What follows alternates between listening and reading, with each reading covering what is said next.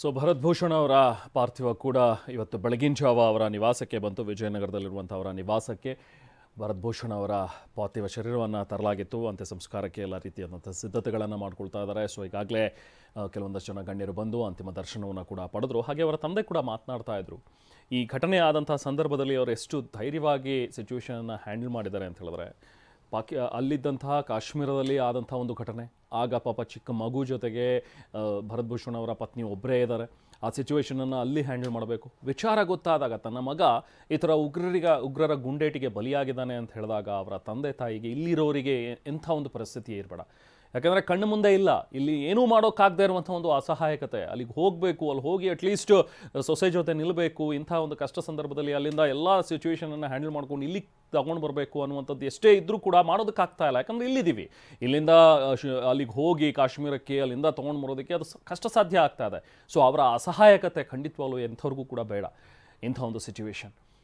But still ಅದನ್ನೆಲ್ಲವನ್ನೂ ಕೂಡ ನಿಭಾಯಿಸಿ ಈಗ ಪಾರ್ಥಿವ ಶರೀರ ನಿವಾಸಕ್ಕೆ ಬಂದಿದೆ. ಅಂತ್ಯ ಸಂಸ್ಕಾರಕ್ಕೆ ಸಿದ್ಧತೆಯನ್ನು ಮಾಡ್ಕೊಳ್ತಾ ಇದ್ದಾರೆ.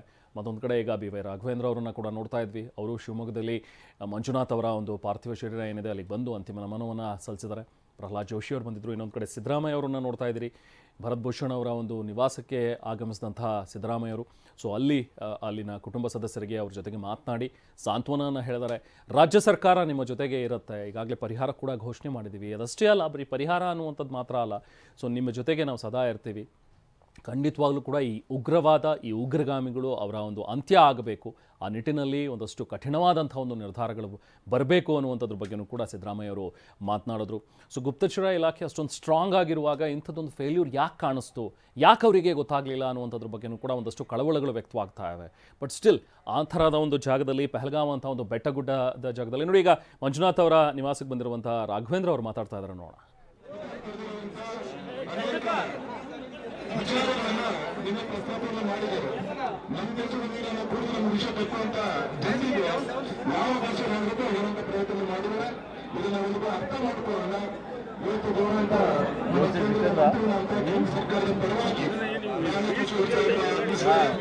ಅದೇ ರೀತಿ ನಮ್ಮ ಪರಿವಾರದಲ್ಲಿರುವಂತ ಪದ್ದಾಪಲ್ಲಿ ಅವರು ಬಂದಿದ್ದಾರೆ, ನಮ್ಮ ಕಾನ್ಪುರಸಿನ ಅಧ್ಯಕ್ಷ ಬಂದಿದ್ದಾರೆ, ನಮ್ಮ ಚಂದ್ರ ಸಪ್ನವರು ಮನ್ಯಾಂಡನ್ ಕೂಡ ಇದ್ದು ನಿಮ್ಮೆಲ್ಲರ ಜೊತೆ ಇದ್ದು, ನಮ್ಮ ಪ್ರಸನ್ನ ಅವರು, ನಮ್ಮ ದತ್ತಾತ್ರೇಯ ಅವರು ಅಲ್ಲಿಯ ಒಂದು ವಯಸ್ಸನ್ನು ನೋಡಿದರೆ ಅವರಿಗೆಲ್ಲರೂ ಕೂಡ ಒಬ್ಬ ಚುನಾಯಿತ ಪ್ರತಿನಿಧಿಯಾಗಿ ನಿಮ್ಮೂರಾಗಿ ನಾವು ಈ ಸಂದರ್ಭದಲ್ಲಿ ಕೃತಜ್ಞತೆ ಸಂದರ್ಭದಲ್ಲಿ ತಿಳಿಸಿದ ಅವರ ಆತ್ಮಕ್ಕೆ ಶಾಂತಿ ಸಿಗಲಿ.